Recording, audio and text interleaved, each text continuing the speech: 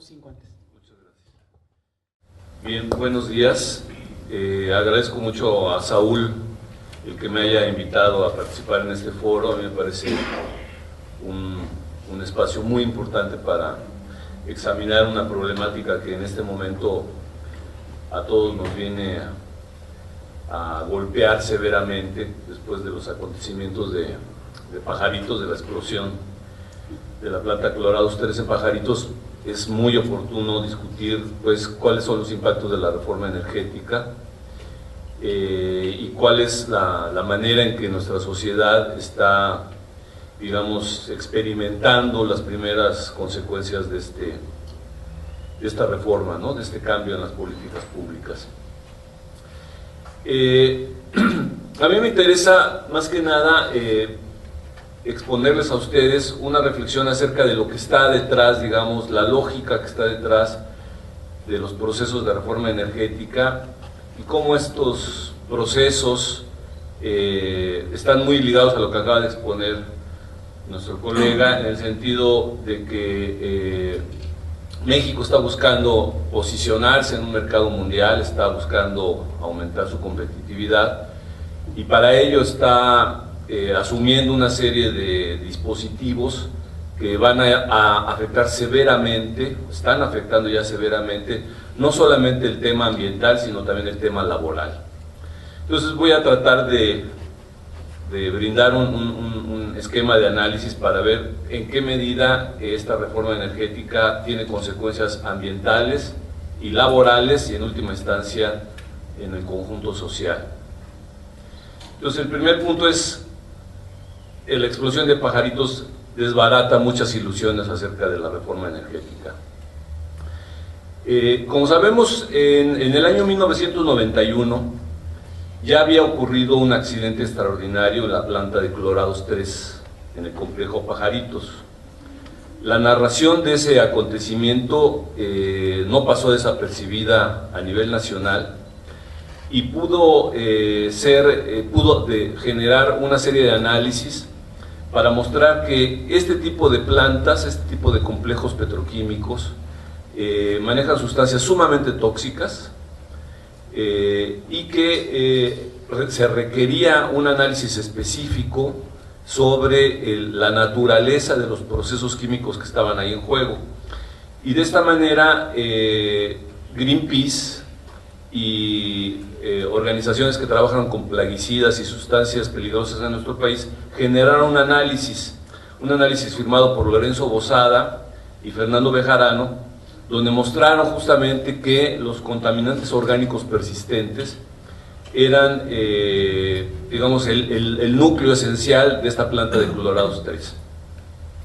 Bueno, el día de hace unos días se presentó un libro justamente que viene a reflexionar sobre la presencia de estas plantas tóxicas en territorio nacional. Es un libro que se llama México Tóxico, coordinado por la doctora Lilia Albert y la socióloga Marisa Yacot, donde muestra justamente cómo nuestro país en los últimos 25 años ha ido debilitando todas las normas de seguridad industrial. De tal manera que en los últimos 25 años se han multiplicado las emergencias químicas, como ellas les llaman, es decir, los accidentes donde las empresas que producen insumos químicos sumamente peligrosos pueden contar con un margen muy amplio para transgredir las normas que en otros países les exigirían cuidar el manejo de estas sustancias. Cada año se producen una gran cantidad de emergencias químicas.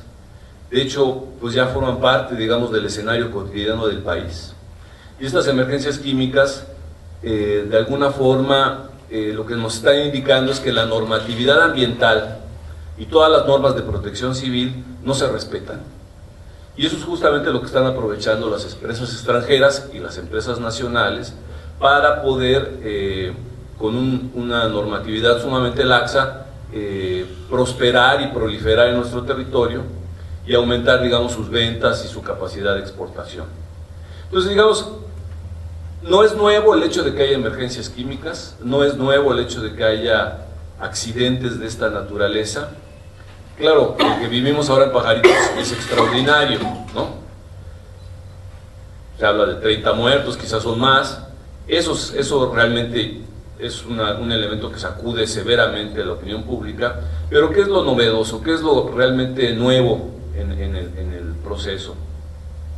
No faltan discursos que aluden a la falta de mantenimiento de las instalaciones, o que refieren que para conseguir un incremento a toda costa de la producción, se trató de forma imprudente a las normas de seguridad que exige la producción de PVCs.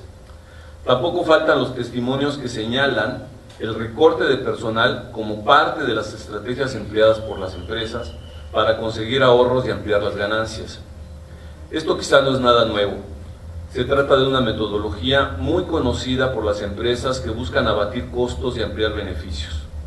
Lo que tal vez resulte novedoso es que la empresa donde ocurrió este desastre, el de Pajaritos, era una empresa pública que se convirtió en privada en los años recientes, con el propósito de que el capital privado le inyectara recursos para mejorar su tecnología y ampliar de forma ordenada su productividad, cosa que se decía el Estado mexicano no podía hacer. Sabemos que si el Estado mexicano algo ha hecho mal, ha sido precisamente salvaguardar la seguridad de los trabajadores. Pero si suponíamos que las empresas ahora impulsarían un mejor manejo de las instalaciones, esa suposición ha explotado por los aires.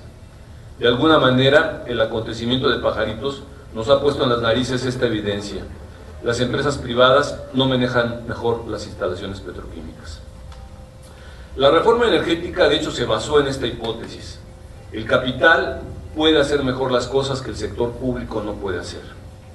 Alguna vez Santiago Leví escribió, junto con Georgina Kessel, en un texto que se llamaba El Sur también existe, que la privatización de los hidrocarburos contribuiría al desarrollo regional del Istmo Mexicano.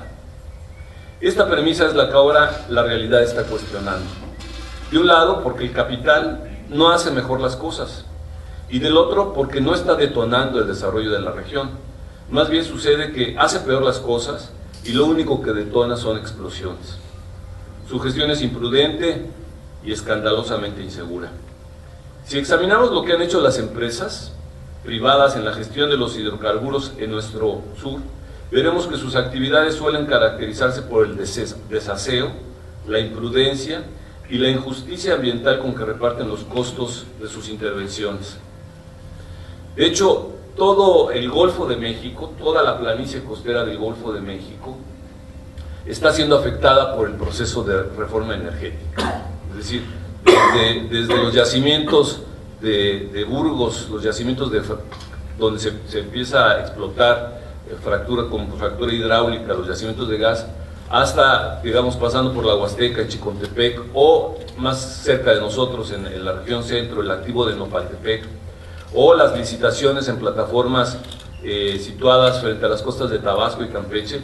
Todas ellas forman parte del esquema de reforma energética que cede a las empresas privadas la gestión de los hidrocarburos y de las instalaciones que el Estado mexicano había logrado edificar o había logrado levantar en el curso de muchos años de inversión pública. Entonces, ¿cuál es la relación que hay entre el proceso de privatización que alienta la reforma energética, los procesos de reforma laboral que también alienta, digamos, el gobierno de Peña Nieto, y las situaciones de emergencia química y desastre ambiental que estamos observando? ¿Cuál es la relación que hay entre estos tres elementos? Reforma energética, privatización, reforma laboral, flexibilización y desastres ambientales, emergencias químicas. El primer efecto de la privatización es la fragmentación del proceso de trabajo.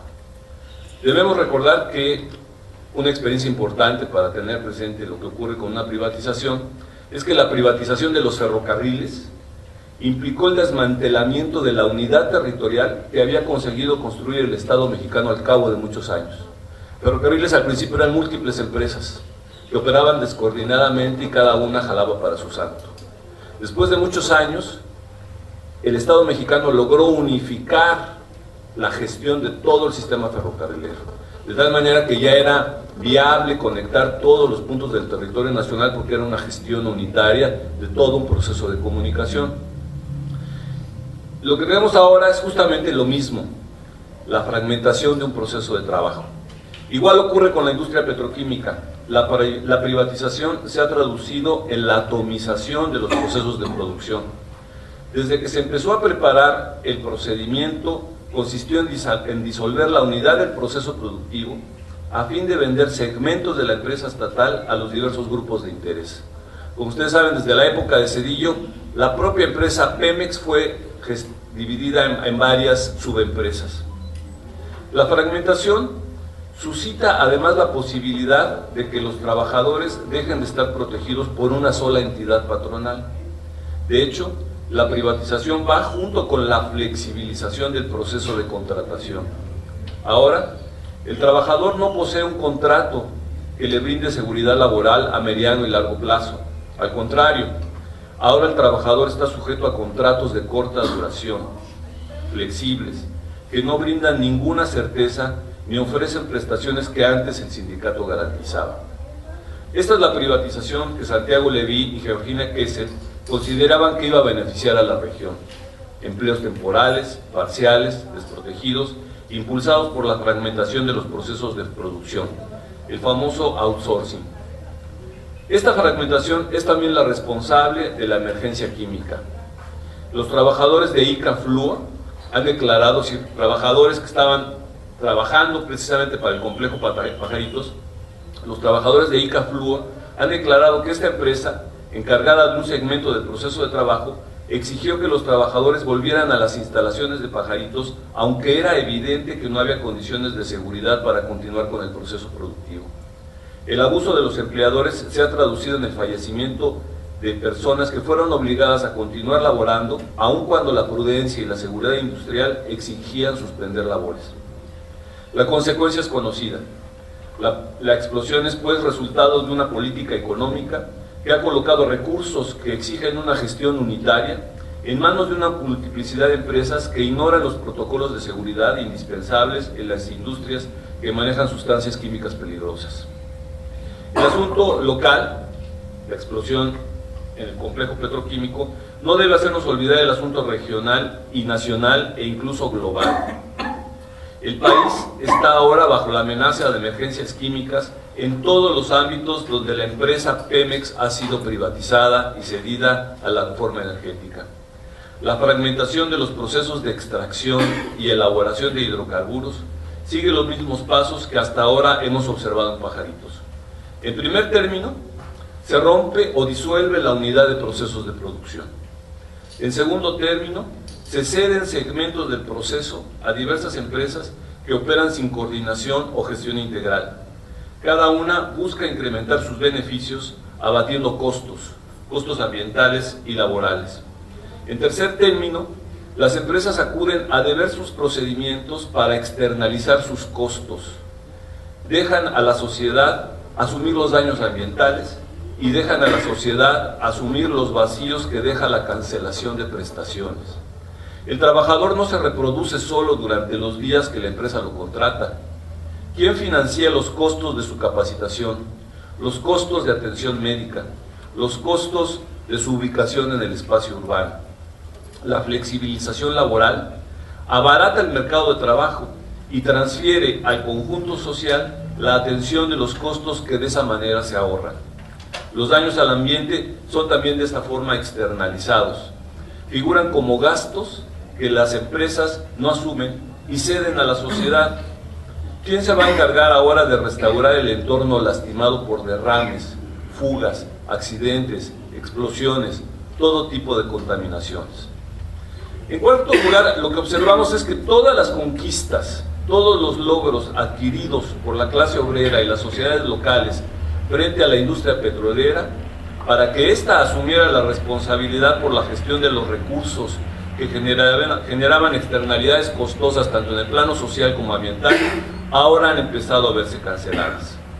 De esta forma, pues, el papel del Estado, en lugar de contribuir a que se mantengan, digamos, estos procedimientos que permitían que las empresas internalizaran esos costos, lo que está haciendo es facilitar que las empresas transfieran esos costos a las sociedades locales y que las sociedades locales ahora sean las que tienen que financiar todo lo que implica la remediación de la contaminación y de los desastres, y todo lo que implica el sostenimiento de las familias de los trabajadores que se ocupan solamente de manera parcial, intermitente o temporal. La renta petrolera es claro que se ha privatizado, pero los desastres ambientales y el sostenimiento de la población trabajadora han pasado a ser costos que solo la sociedad puede asumir. La irresponsabilidad socialmente inducida ha dado un paso que solo la clase obrera y las sociedades locales podrían revertir. Y yo creo que este es, pues, el desafío que tenemos enfrente. Gracias.